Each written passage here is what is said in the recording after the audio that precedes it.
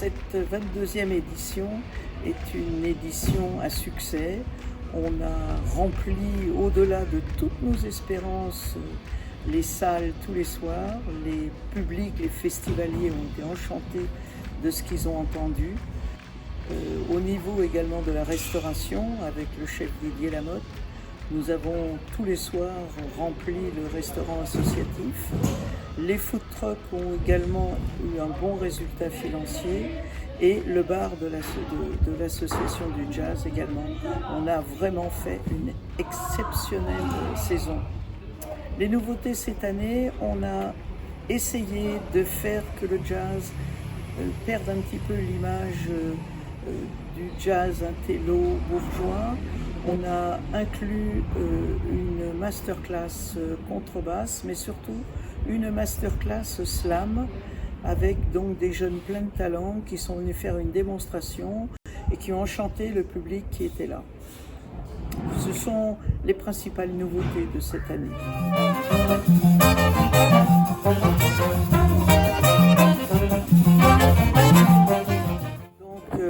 Oui, on essaie de faire du festival de jazz, de le faire le plus diversifié possible pour répondre à la demande et puis aussi pour encourager le public à venir de plus en plus nombreux, y compris les jeunes, puisqu'à travers cette programmation éclectique, on permet à tous de se retrouver. En ayant introduit le slam au off, ça permet à des plus jeunes aussi de venir.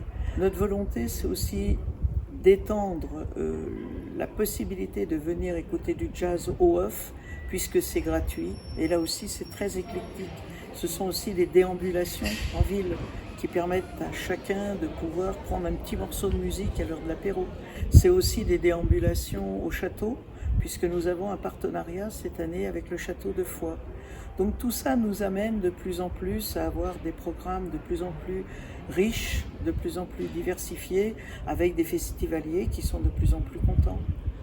Je pense que la population change.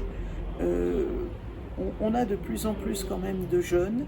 On conserve une population un petit peu âgée, bien sûr, les amateurs, les purs, les durs du jazz, mais on a aussi, puisque le jazz évolue, une population qui rajeunit beaucoup. Et ça, c'est un petit peu notre volonté, essayer de faire en sorte que les festivaliers soient, au niveau des âges, le plus diversifié possible. C'est pour ça que notre programmation cette année a été aussi riche en diversité. Mais mercredi soir, nous avions Manu Lanvin, blues, un peu rock, un peu beaucoup rock. Je peux vous dire que même les cheveux blancs ont beaucoup dansé, chanté, applaudi, et on sentait qu'il y avait vraiment une belle humeur et une belle générosité de la part de Manu Lanvin.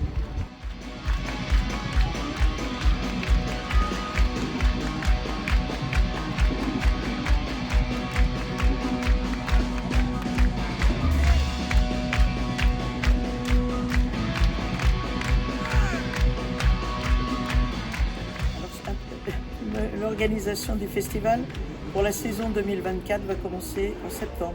C'est Éric Charrier qui s'occupe de la programmation, donc c'est lui qui va rentrer en contact maintenant avec les différents agents pour voir quel programme on va pouvoir proposer l'année prochaine. Emmanuel, lui, s'occupe du off et de la partie musicien du off. Il va de son côté essayer donc de trouver les musiciens qui vont bien s'adapter au programme du IN. Donc c'est une année, c'est en plus 2 concerts, 2 voire 3 concerts qui ont lieu en cours d'année, un concert de printemps ou 2 concerts et un concert d'automne ou 2 concerts, plus les huîtres sous la halle Saint-Volusien le dernier vendredi donc avant Noël. Voilà.